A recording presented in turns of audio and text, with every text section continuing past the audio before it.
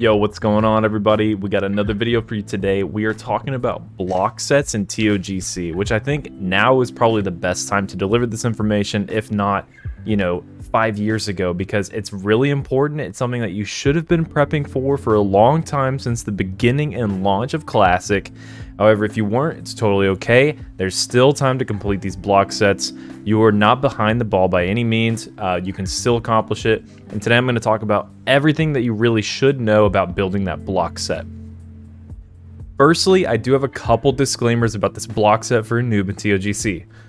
One is that the Classic community kind of tends to have these habits, and over the years, if history tells us anything, it's that we will probably find a way to cheese this fight, and block tanks probably won't be needed at the end of the day. But until then, let's go with this and just trust that this is the only way to do the fight until further notice, because you do not just want to assume that you're going to do it any other way. At least not yet. Secondly, there is no one-size-fits-all for these block sets. There's a lot of variations. There's a lot of things that you can change, things that you can do to get more avoidance, things that you can do to get more hit, things that you can do to swap in a better trinket if you feel like that trinket's going to do more damage, or whatever the case may be. There's a ton of different stuff, so don't get hung up on the gem choices. Don't get hung up on the enchants or the specific items or trinkets. There's a ton of options. I'm going to go through a lot of those options today, and just make sure that you tailor it for what you think your guild needs or what you think is the absolute best for you. And thirdly, it should pretty much be expected that anyone who plays a warrior or a paladin should be getting these gear sets, because you never know when someone in your raid has to call out. Maybe they get sick. Maybe they get stuck in traffic. Maybe who knows what happens. If they miss raid, you pretty much have to have a block set until further notice to kill a noob. There's not a lot of ways around it. This is like the key to killing a noob. So make sure that anyone who plays a warrior paladin has this set, because you just never know when you need it just to kill the boss. So it's super, super important. If you're a raid leader out there, or if you're just in a raid, you want to make sure that everyone is doing this, send them this video, and this will tell them everything that they need to know. All right. Firstly, let's talk about your caps. Pull up the little notepad here. There's two important caps that we need to hit. There's the avoidance cap, which is 101.6%. And then there's the block value cap, which we need to get to roughly 3,200 to 3,500. Now, there's a lot of math that breaks down to why we need this amount of avoidance, why we need this much block value. And there's a really good article written by Wowhead that talks about building block sets and then the math all behind it. I will leave a link to that video or that article in the description down below if you're curious.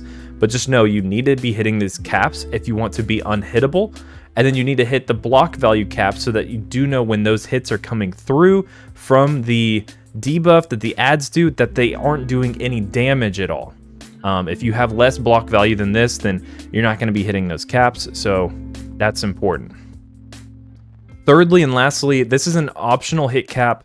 If you can manage to get 6% hit on your cap, that means you can do one extra thing for your raid. Not only are you block tanking, but you can also be the assigned person for doing the stun on the ads. There is an assignment where these ads will do a cast that's basically instant cast that will kill 4 people in your raid. If that cast goes off, 4 people just straight up die. You can stun it. So with Holy Wrath or Shockwave, you can stun it 100% of the time without missing if you have 6% hit cap.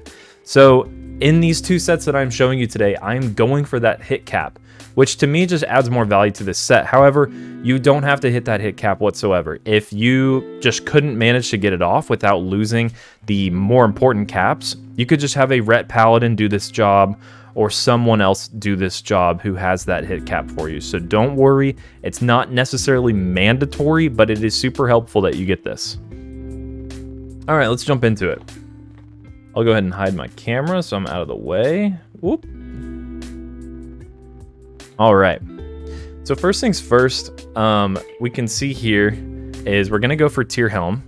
This is definitely your best helmet. There's not a lot of other good options for helms, so definitely just go for this one.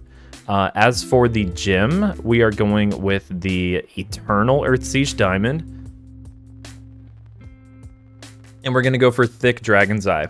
We're going 3 Thick Dragon's Eye. It's going to give us the most amount of avoidance. In terms of enchant on the head, I am actually going for the Zul'Gurub enchant. This technically isn't going to give you the most amount of avoidance, but it gives you the most amount of shield block value, which I really like. You don't have to go for this at all. The next best option, which would be a great option for you, is actually the Arcanum of the Defender coming from Keepers of Time Revered. You don't even have to go for this one if you don't want either. Another good option is going to be this Arcanum of Toxic Warding, which is going to give you some nature resist. If you feel like you need it on the fight, you can get that from Knights of the Ebon Blade, but it's not going to give you any extra avoidance. And then lastly, of course, you can just go with the standard Arcanum of Stalwart Protector from Argent Crusade Revered. Going to give you 20 defense rating, which is going to be pretty solid. Not as much avoidance as the Arcanum of the Defender, but it's still really good. Either way, all those options are fine. I go with the Zul'Gurub one because I like getting shield block wherever I can. Best neck for warrior is going to be this necklace of unerring metal. Another really good option is going to be the where is it? The Nexus War Champion beads, the Eye of Eternity quest item. So you can easily pick up this one if you want. Otherwise, this one comes off of Kolagarn and 25 man, and that's basically it for your necks. Now, shoulders, there's a lot of good options for shoulders, surprisingly. I really like the Naxxramas 25-man tier shoulders. You can actually just get these from emblems, which is really easy. Another really good option is actually the Kolagarn 10-man shoulders. They have, I want to say, more avoidance, but there's no gem socket on them. And you don't get... you basically swap dodge for parry. I mean, either one between these two shoulders is perfectly fine. And even another really good one is going to be... Oh, where did they hide them? There's another shoulder from Nax. This is really embarrassing. I can't seem to find it. Here it is. The burdened shoulder pads from Naxxramas. These have the most amount of block rating on any shoulders, so these are arguably your best shoulders. Again, totally up to you. I would definitely recommend these if you can get them, but they're the hardest to obtain of all the ones because you actually have to go back to Nax. You're probably already doing regular weekly clears of Ulduar 10, and no one is not killing Kolagarn, so you can grab these pretty easily. And then these, of course, come from emblems, so they're extremely easy to obtain. And they have a red socket, which you kind of need to get your meta gem activated anyway. So any of those three are perfectly fine. Shadow of the Ghoul is going to be your best cloak. However, it is in Naxxramas and it is a trash drop. So if you don't already have this, this one's kind of annoying to farm. So another super good option is actually just the BOE cloak coming from Old 10 Iron Council. It's a little bit less value, but it's hardly noticeable because it actually has more block rating. So either way is perfectly fine. This one will probably be giving you more avoidance, but stacking up your block value is obviously needed to hit those caps. So either one between these two is perfectly fine. Best chest is definitely going to be Unbreakable Chest Guard coming from Ariaya 25 man. This one is kind of by far and away the best one. It's not even close. Just giving you that block rating and block value. This one's awesome. Definitely pick this up. We're enchanting it with 22 defense as well, by the way. And in case you missed it, we are going with the Sons of Hodir Exalted shoulder enchant here instead of the PvP 30 stam. Additionally, we're getting Titan Weave on the cloak. Best risks are Bindings of the Hapless Prey. Now, these are for sure your best risks, and there isn't another good option for risks in terms of avoidance and block. These are by far the best, and you definitely want to enchant them with major defense. However, they are kind of annoying to get because they only drop off of Maexna. Now, if you need to just consider other options, you can, of course, just go with the hit risks from 25-man Ulduar Flame Leviathan if you already have these. It's a really good way to get a hit on your gear. You would just need to add more avoidance in your gear somewhere else, which we will get into, so that's no problem. Now, I personally like to go with GSD in this set. Now, I know this is actually a big grief in terms of not optimizing for the most amount of avoidance. However, this gives us a ridiculous amount of hit budget to let us get up to that 6% hit. And what I really like about GSD is it's a slow, high weapon damage weapon, which means our Revenges are doing more, our Cleaves are doing more, so we're just doing big damn. So I super love Golden Serenite Dragon, especially for an Orc Warrior who gets more expertise from fist weapons, and this one is just incredible to me. However, of course, next best weapons that you could use if you're going for avoidance. So Orthalis is solid, but actually I recommend Shiver, because Shiver actually does give you some hit, and it gives you that red socket that you can throw in to get the meta gem activated in your head and giving you more hits. So Shiver is probably going to be the one I'd recommend most of the time. But if you're a big Giga Chad like me, go for that GSD. Shoulder or shield, you can kind of go either way. Bulwark of Algalon is actually really solid and probably your best choice. But the Boreal Guard, this one from Hodier, 10-man hard mode, is actually really, really solid. They're both basically comparable. It doesn't really matter which one you go for. I believe you should be getting more avoidance from the Boreal Guard, but it's basically a toss-up between the two because you're getting more block rating from Bulwark. So either one is totally fine. If you don't have the Bulwark of Algalon and all you have is the Boreal Guard, no problem. It's totally fine. And of course, with enchants, we're going with titanium plating, and of course, I'm going with accuracy on the weapon here for GSD. Best gloves for both, of course, are going to be the handguards of the Enclave. I'm enchanting these with 20 hits so that I can get that hit cap, of course. But there's a lot of other options that you can go for enchants. Another really good enchant on your gloves is going to be Gloves of Major Agility, giving you the most amount of avoidance should you need that on your set, so definitely consider that. Your best belt is going to be Dragon Slayer's Brace, giving you the best value out of anything. This comes off of Razor Scale, so I really hope you haven't been disenchanting these, as this belt is just absolutely insane. Oh, best legs are super easy to obtain. These come off of Emblems of Conquest, so anyone can grab these, no problem whatsoever. Of course, I'm enchanting these with another Presence of Might from Zul'Gurub. Now, this is definitely your best leg enchant for sure if you play Warrior. Otherwise, Frosthide leg armor is going to be your next best option. And then, of course, the Inerexible Sabatons. These are the BOE block boots from Nax. These are going to be your best boots. These are pretty much by far and away the best boots. Not a whole lot of options here, although I will give a shout out to Greaves of the Stone Warder. If you have to get these, then, you know, I guess you could probably make a set that makes it work, but Inerexible is definitely going to be the best option here. Now, I actually have it in my budget to enchant these with Nitro Boots, you know, just in case I feel like I need it on the fight. I like having the option of having Nitro Boots because the movement speed in case I need to move for if I'm being targeted with Pursuit by a noob for any reason. However, there's a couple other options you could go with for enchants. One of those being Vindicator's Armor Kit. This is a leatherworking enchant that increases your defense by 8 on your feet. Super random enchant, but this is actually your most avoidance enchant you could get on your boots, so something to consider here. And then, of course, we could go with something like Ice Walker if you wanted crit and hit. If you didn't have engineering, or if you just needed a little more hit on your gear, you could get the Ice Walker enchant on your boots to get more hit. Best ring for sure is going to be Signet of the Earthshaker. And then your next best ring is most of the time going to be Fate's Clutch, giving you the most amount of avoidance, and we love the expertise. However, I personally really like the Ring of Hardened Resolve from Sunwell. Another good one is the ring from where is it, in ZA.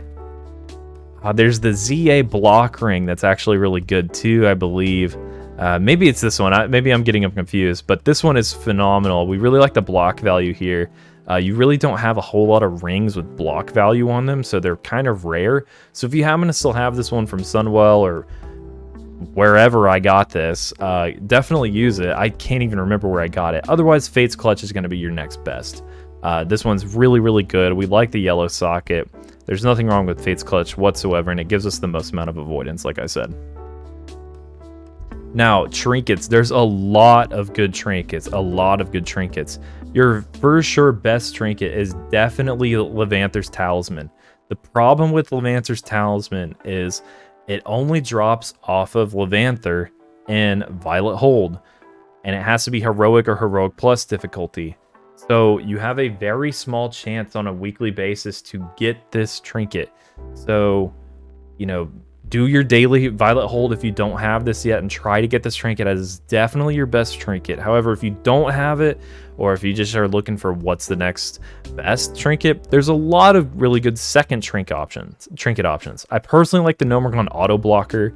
This one just gives you a ton of block values should you need it on your gear, which you probably will. It only costs you 41 badges of justice, which you could farm up easily over like maybe 2 weeks of doing a Kara run. Or if you just happen to have any extra from TBC, you could get it there. You could get the Corrin's lucky coin coming from the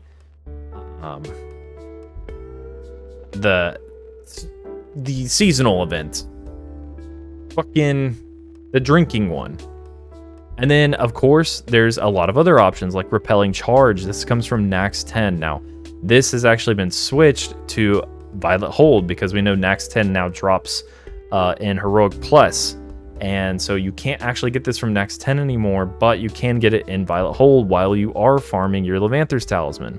Another really good option is General Heart, coming from General Vezox and 25-man. No one uses this. It's just a random avoidance trinket that everyone just thinks is crap and has probably been getting disenchanted in your raid on a regular basis. Furnace Stone is really good. Let's see. There's a lot of just really good options. It's even hard to just point them all out. Even Stylings from Blackwing Lair. This trinket is phenomenal for block tanking. Phenomenal. If you happen to still have this in your bank, just use it on your set. It's great. This is a really, really good trinket. There's a ton of good options. Hell, even Shadow Moon Insignia from Black Temple is a good trinket option. So as you can see, there's a ton. If you need the avoidance, there's a ton of good options for trinkets. These are my two preferred for my warrior, but it is looking a little different on my Paladin set. And then lastly, of course, we're running with Varanus' Bane as our ranged weapon. Now, if we scroll down, you can see our total avoidance. We are over the 101.6 of total avoidance cap. Our block value is sitting at 3333, which is really nice. Again, that's in the window. And our hit chance is at above 6%. So we are hitting all of our shockwaves. So this set is great, perfect. This is what I am personally going for.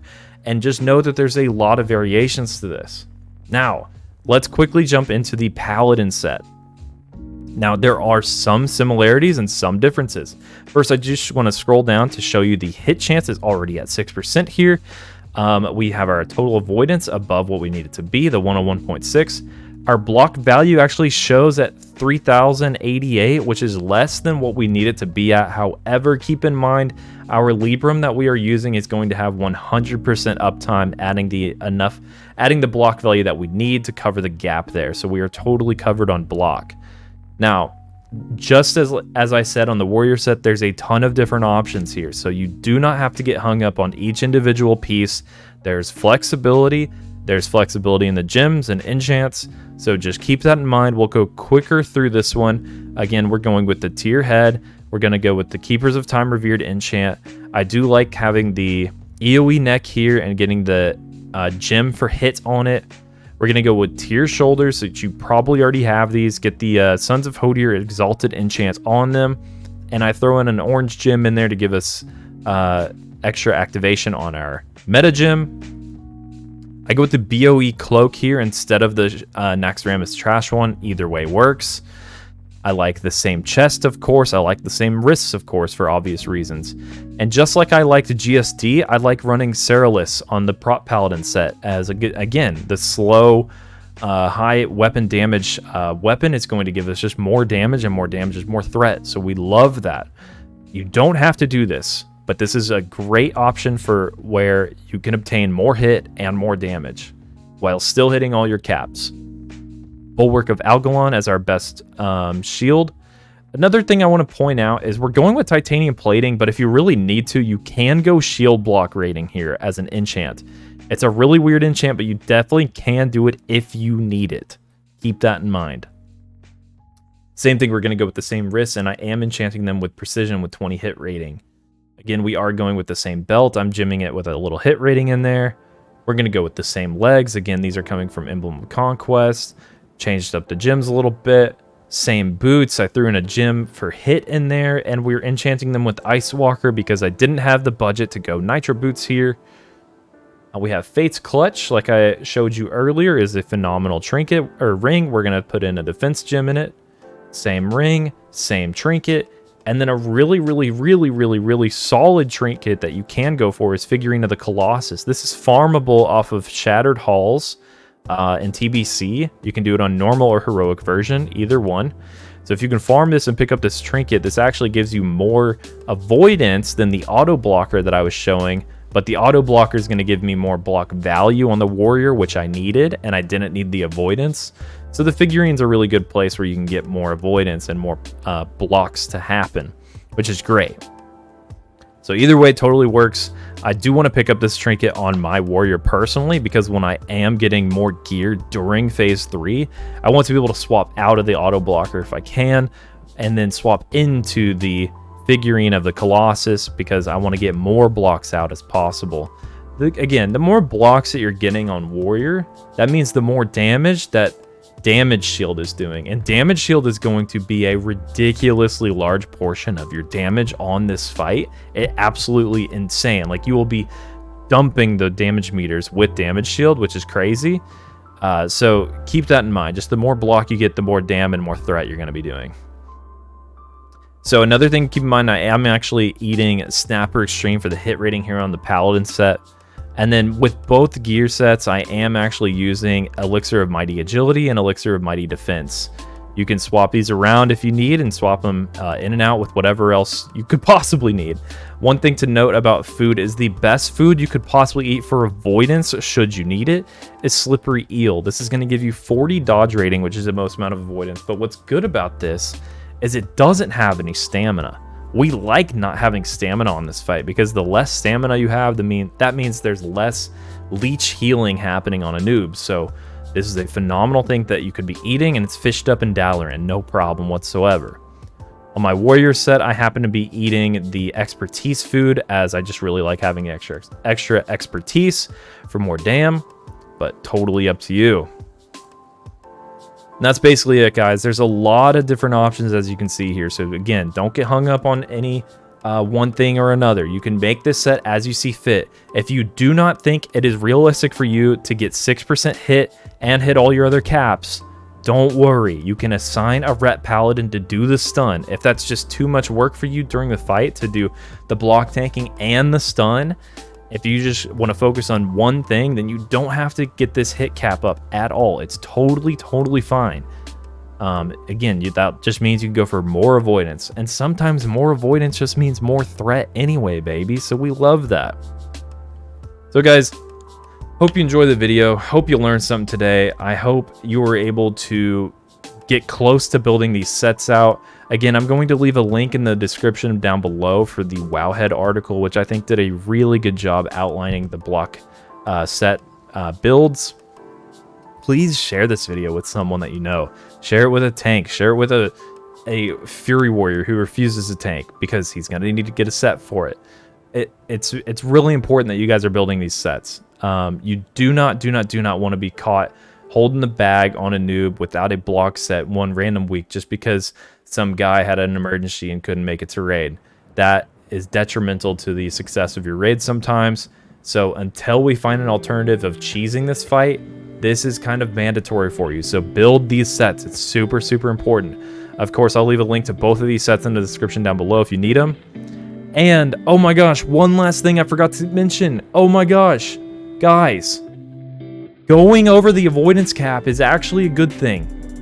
It's okay. You want to actually have more avoidance than you think that you do, because getting more avoidance is actually safer. Here's why it's safer. Because you're reliant on a lot of these buffs to kill the boss successfully.